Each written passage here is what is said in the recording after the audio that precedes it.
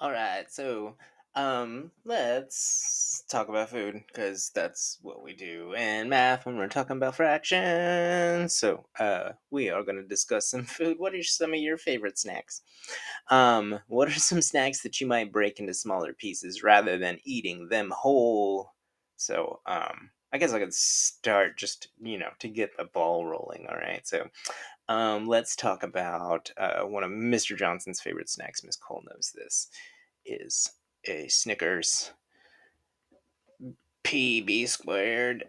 And we've talked about this. But the cool thing about a Snickers PB squared is that even though it is one candy bar, it comes in four equal sized pieces.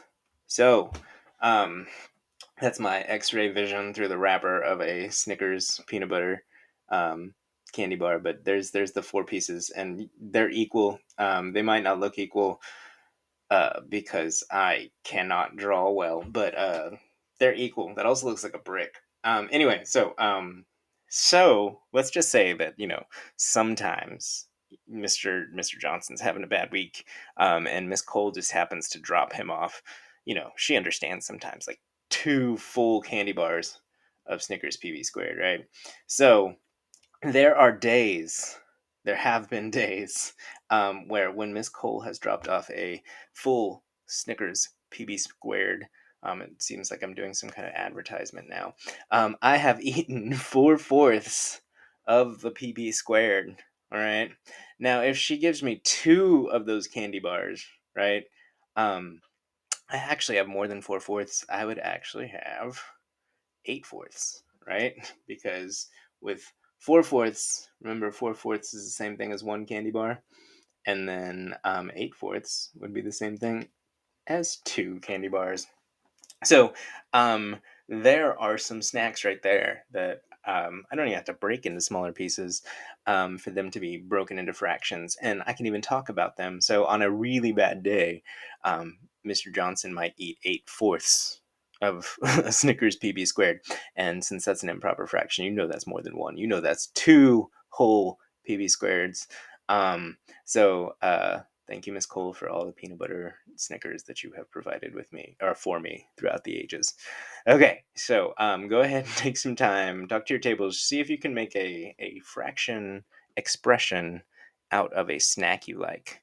Maybe it's like chicken nuggies, or maybe it's like, I don't know, something that you break into pieces, like a pizza. I don't know who eats a pizza as a snack, but whatever. All right, do your thing. Talk about all the things that you want to eat and how you could break them into smaller pieces rather than eating them whole.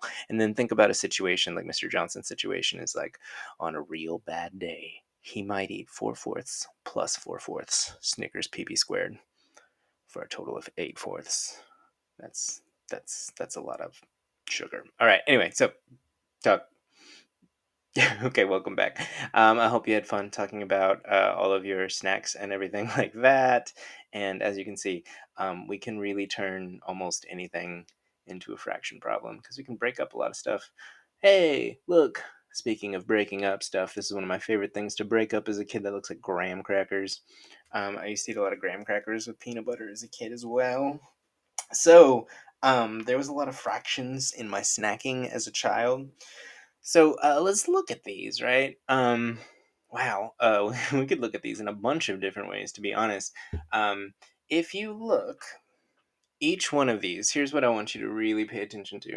All right, it might be hard to see, but each one of these graham crackers is split into the four pieces, right?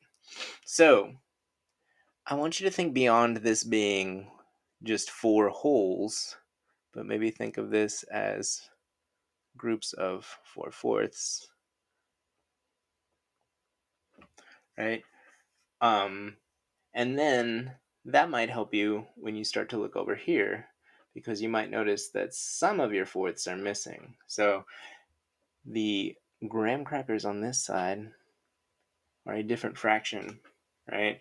Not only that, but you have four of them on this side per group, and then only one piece in each group here. So go ahead and talk to your group and think about different problems that you could make, different expressions you could make with these two images. All right.